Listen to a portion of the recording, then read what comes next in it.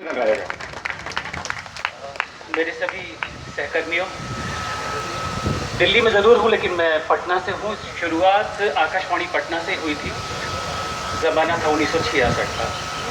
छोटा सा था, शिशु महल कार्यक्रम में आने का मौका मिला। और एक चीज़ और, उस ज़माने में जो आकाशवाणी की खासियत थी वो थी उसकी खस की खुशबू। ये खुशबू अब ख़त्म हो गई है।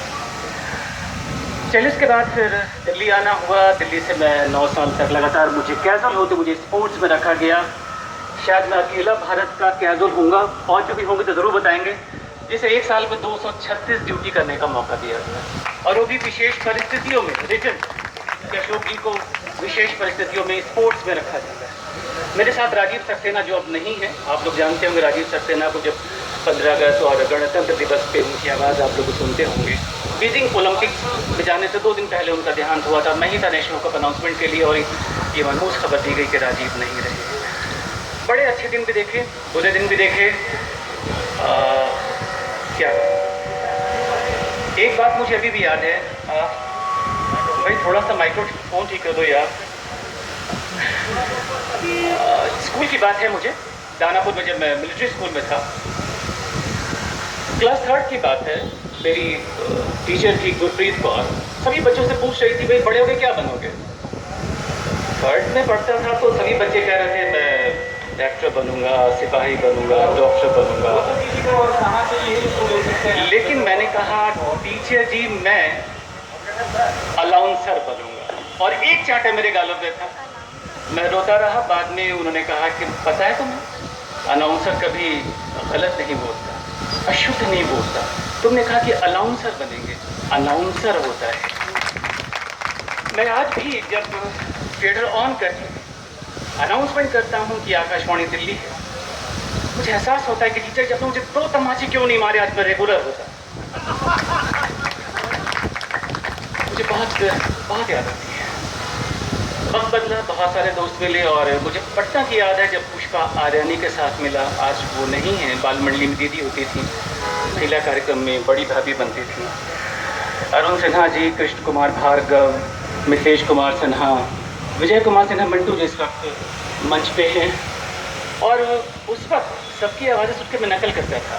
स्कूल में जाओ तो भाई कभी बद्री प्रसाद यादव की आवाज़ में बोल रहे, कभी शंकर प्रसाद बन गए, कभी मिथिलेश सिन्हा बन गए, कभी मंटू जी बन गए।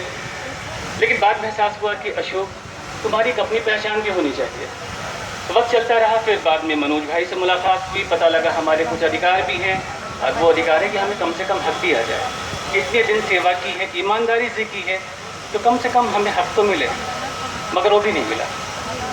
मैं जब शास्त्री भवन में गया, बहुत ही बुरा अनुभव रहा। हमने कहा कि भाई हम लोगों का जो अधिकार है, और हम लोगों से एक अंडरटेकिंग लिखवाई जा रही है जिसमें लिखा है कि आप किसी भी ट्राइब्यूनल, फोरम या कोर्ट में, या कोई भी ऐसी संस्था जो न्याय देने में सक्षम है, आप वहाँ नहीं जाएंगे। मैंने कहा कि ये तो आज़ाद देश है, हम गुलाम नहीं हैं, ये तुगलकी फरमान नहीं चलेगा।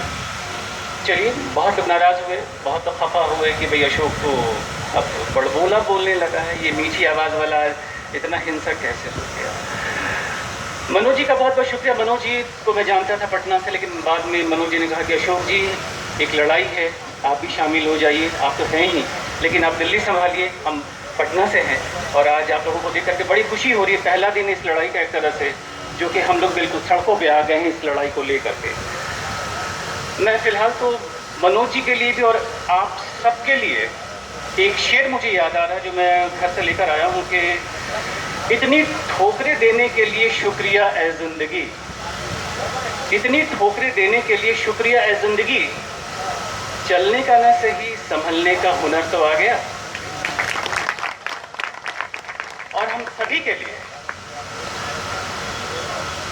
मैं पाश की कुछ लाइनें आपके साथ बांटना चाहता हूँ। अवतार सिंह संधू पाश बहुत ही अच्छे कवि थे। सबसे खतरनाक होता है मुर्दा शांति से भर जाना, सड़क का ना होना, सब सहन कर जाना, घर से निकलना काम पर, और काम से लौटकर घर जाना। सबसे खतरनाक होता है हमारे सपनों का मर जाना।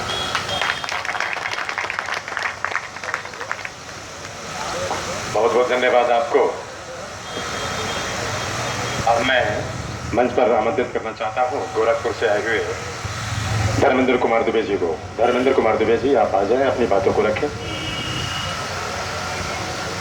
जोरदार तालियों से स्वागत करेंगे हमारे उद्घोषकों के लिए। सबसे पहले तो आप सबको प्रणाम और विशेष रूप से धन्यवाद हम देना चाहेंगे मनोज पाठक जी को, जिन्होंने हम सबको जागृत किया। वो हमारे हनुमान भी होंगे, अभी तो जामवंत हैं, और हम लंका जलाएंगे, इसमें कोई शक नहीं है।